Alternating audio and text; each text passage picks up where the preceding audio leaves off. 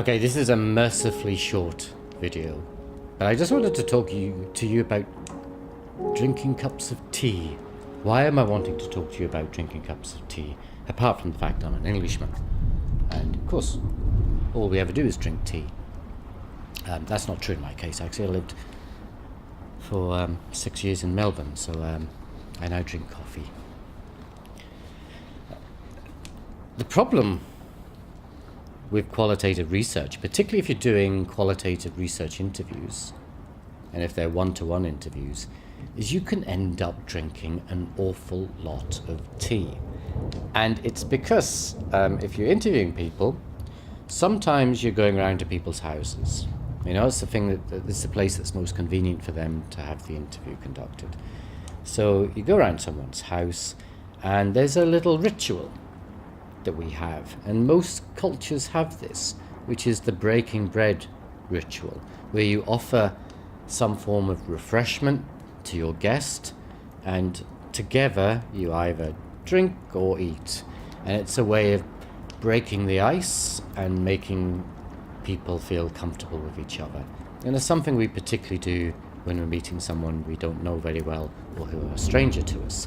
Now, in some cultures, this is a definite ritual. You'll notice this is a kind of almost like a ceremony. In some other cultures, particularly my culture, Anglo-European, perhaps your culture if you're white settler Australian, it's more subtle. You know, you don't really notice it. You don't really notice that when you meet up with someone, you go, fancy a cup of coffee? It's actually a ritual.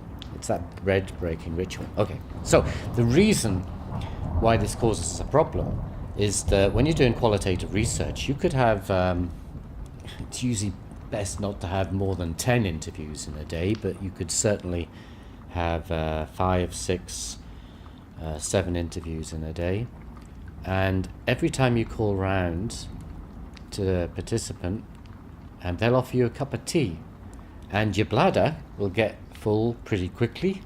You'll be highly caffeinated. Because you don't just drink tea or coffee, it could just be a glass of water, but certainly your bladder gets full.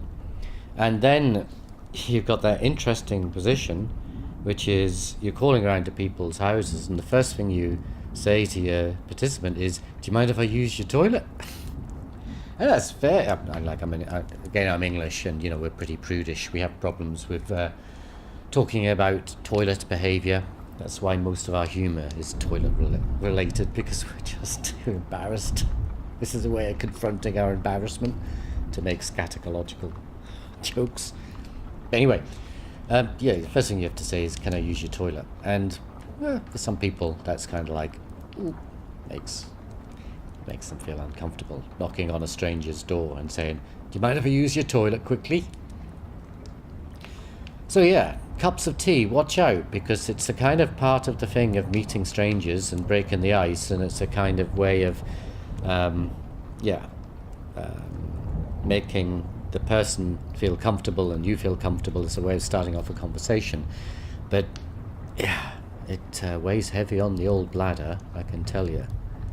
So the one trick that some qualitative researchers do is that they plan their trip around public lavatories. So when they're driving from one participant's house to another, they take the tea, they take the coffee, because it is polite to do it, and it is a good idea generally to accept the drink from your host, but have a time and a route planned between interviews where you can do the necessary business, as they say.